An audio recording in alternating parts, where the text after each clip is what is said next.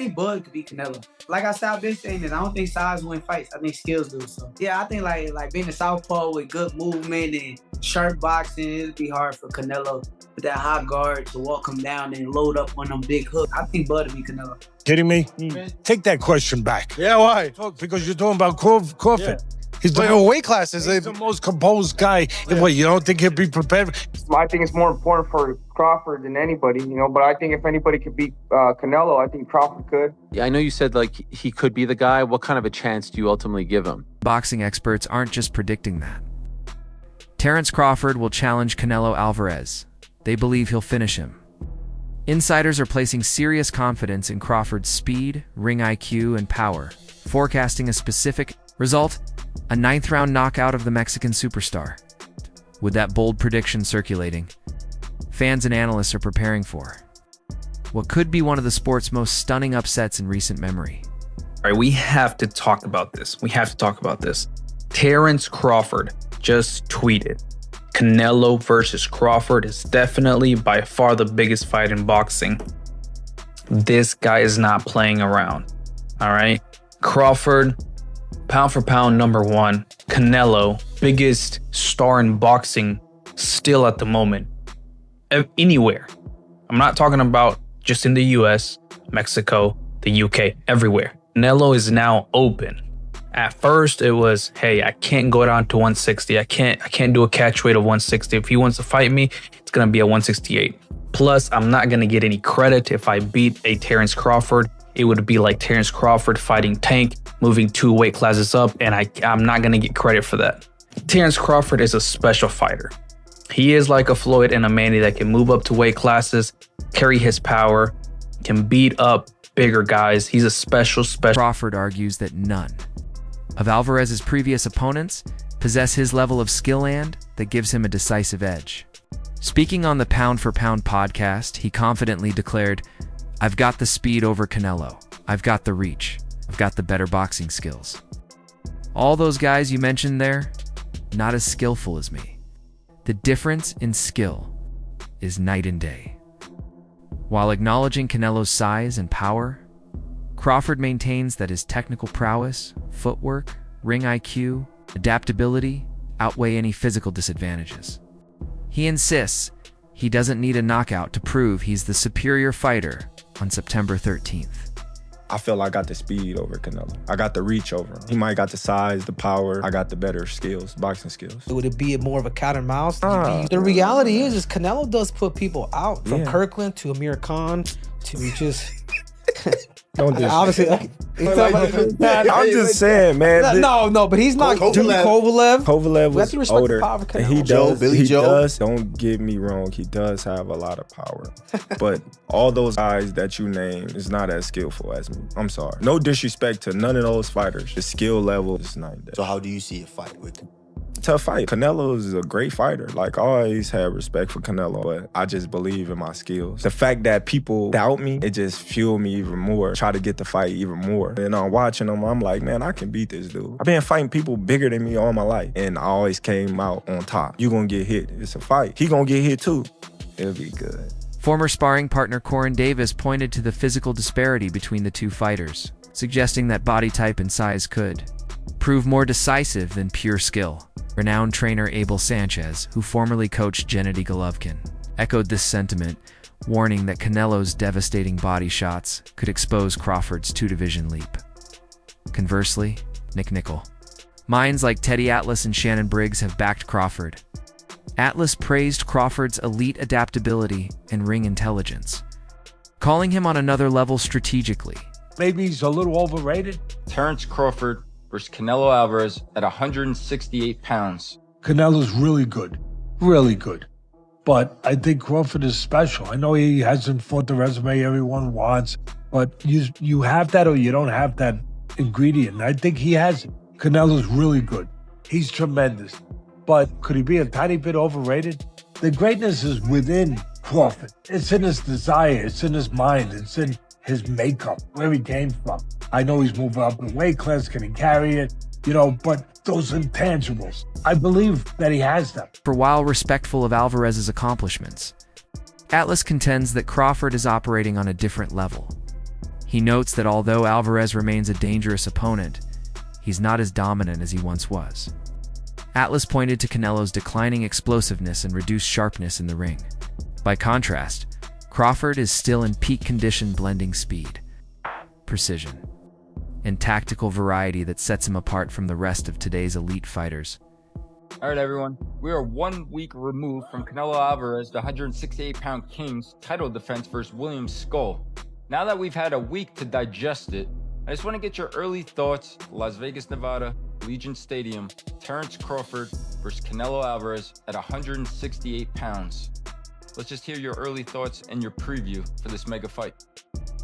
Pretty much the same as it was a long time ago when they first announced this fight, and everybody thought I was crazy, which they often think. What are you gonna do? They thought I was whatever. Come on. I like Crawford.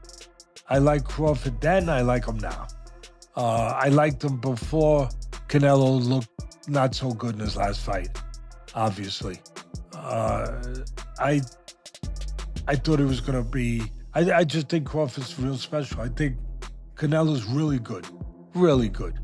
But I think Crawford is special. I know he hasn't fought the resume everyone wants, but you have that or you don't have that ingredient. I think he has it. I see it. The timing, the instinct, the eyes, the ability to be chilly cold, not just cold and calm, but chilly cold, where you can see things other people don't see and react to it. I know he didn't have a great performance when he moved up to 154, but he was fighting a good fighter. He was fighting a guy that fought a very difficult style. Former world champion Amir Khan, who faced Alvarez in 2016 and has sparred with Crawford, offered his insight into the matchup.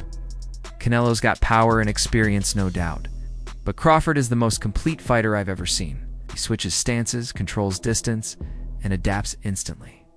Khan emphasized that while Canelo is dangerous early, Crawford's timing and precision make him even more dangerous as the fight progresses. For Khan, Crawford's boxing IQ and versatility could be the deciding factors in what is shaping up to be a historic showdown.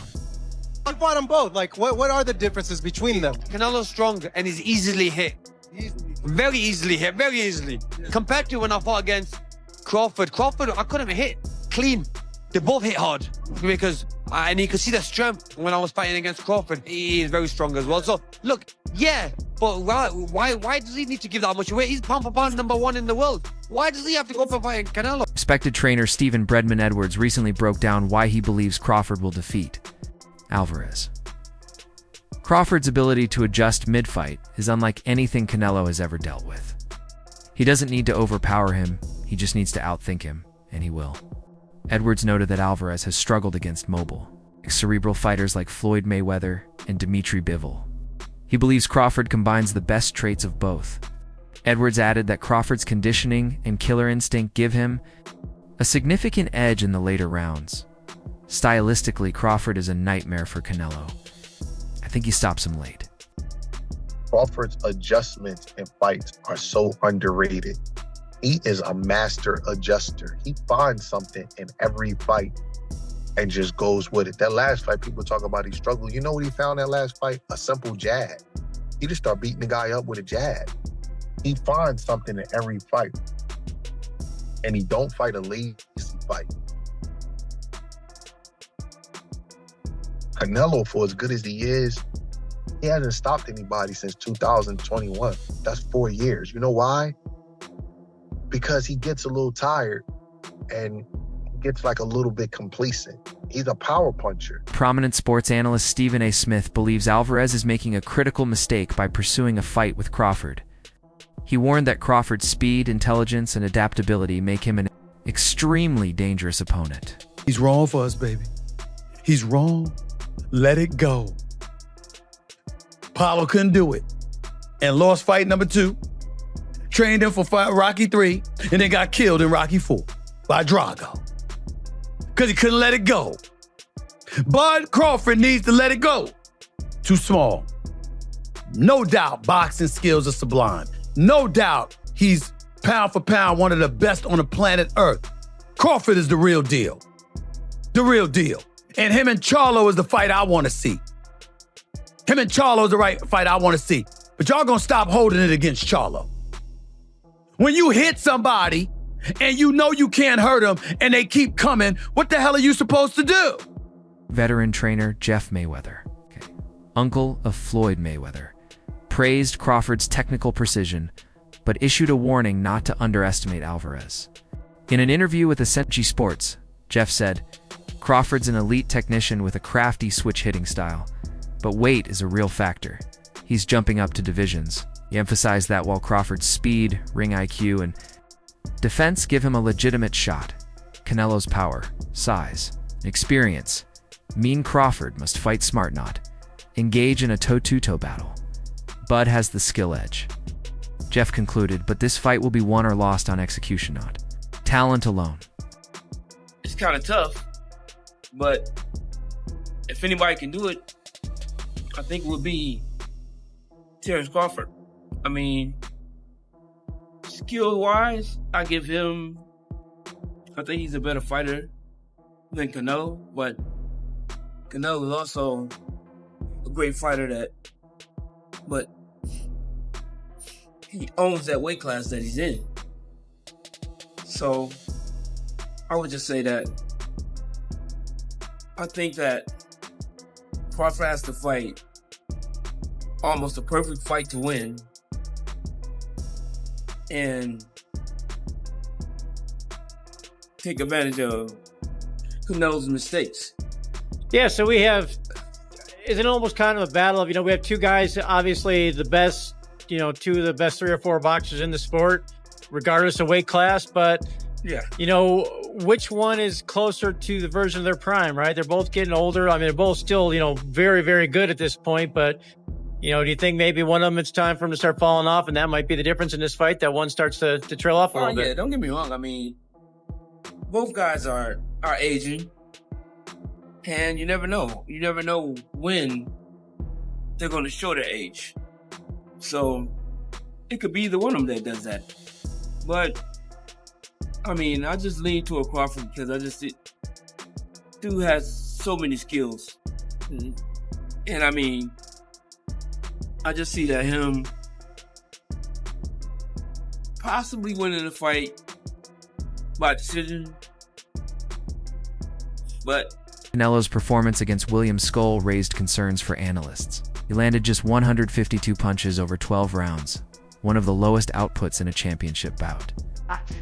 Observers noted his timing was off, his rhythm broken, and his footwork sluggish. Rather than dictating the pace, he appeared hesitant and reactive. If Alvarez displays similar hesitation against Crawford, a fighter known for controlling range and making mid-fight adjustments, he could quickly fall behind. On the scorecards, without a consistent work rate or well-timed counters, Crawford's combination of speed, precision, and conditioning could control the exchanges. In a matchup where tempo and adaptability are key, Canelo's recent passivity could be costly. Was saying that one of Canelo's biggest strengths is his legs. It generates power and it helps with his punch resistance. Well, those legs are sliding and that power is diminishing. Canelo hasn't had a stoppage win now since he knocked out Caleb Plant in 2021. And yeah, he's dropped some of these guys, but he's not been able to step on the gas and finish them. He's not been able to go through the gears. His gas tank, you can put that into question as well. And Canelo Alvarez, come July, be 35 years old. So he is, look, Canelo's been around so long and his real prime was in his mid-20s. So we associate Canelo, mid-20s to early 30s. So we kind of associate Canelo with that. I don't want to say ever young, but he is still young, just not in boxing senses. But he's been around so long, 20 years a pro, and he's been at world levels for probably 15 of those. You're going to expect some slippage. And I think in this fight, an opponent, it was very negative, yes, but an opponent who Canelo Alvarez of 5 years ago would have handled, and he did handle him, but you know what I mean? He probably would have put some damage on William Skull. He didn't do anything. He didn't look good. And William Skull played his part in that, it has to be said. As I said, you fight that negative, there's only so much you can really do, even if you're Canelo Alvarez, even if you are Alexander Usyk, if you've got a fighter who is just going into this fight with one mindset, I want to go 12 rounds. I'll give you an example. Naoya Inoue. Former world champion Shane Mosley believes Terence Crawford would dominate even an improved version of Errol Spence. Junior Mosley noted that Spence appeared drained, stiff and weak due to weight cutting in their 2023 bout. Even if Spence improved, Crawford's rhythm, switch hitting, movement, power, and ring IQ are too much. He doesn't rely on size. He wins with adaptability and positioning. Mosley suggested Spence consider moving up in weight, emphasizing that his natural skill set isn't suited to handle Crawford's fluid, modern style. I just think that Crawford has more rhythm, more movement, more stuff. And not just having more movement, more stuff, he has the power and everything just to be one of those great fighters. He has everything. And if you have Spence is not one-dimensional, but in that fight, he was really one-dimensional, really stiff. And if they looked like they had really a lot of problems trying to get down to his weight, didn't have enough time to work on stuff they need to work on to, attack Crawford or to do anything to Crawford. And then when they got in the ring, he was so weak. Crawford dropping him with right jabs. We're like, dang, that bullet just dropping him. As Crawford prepares for the biggest test of his career, the guidance of former undefeated champion Andre Ward has become crucial. Known for his discipline and ring IQ, Ward has been instrumental in refining Crawford's game plan for Alvarez. Their training focuses not just on conditioning, but also on strategy and mental toughness. Ward's experience dealing with strong, physical opponents mirrors what Crawford will face. Together, they're crafting a blueprint to break Canelo's rhythm and impose Crawford's tempo. Every fighter brings his strengths, but Ward is helping Crawford turn those strengths into a winning formula. As you see, iron sharpening iron.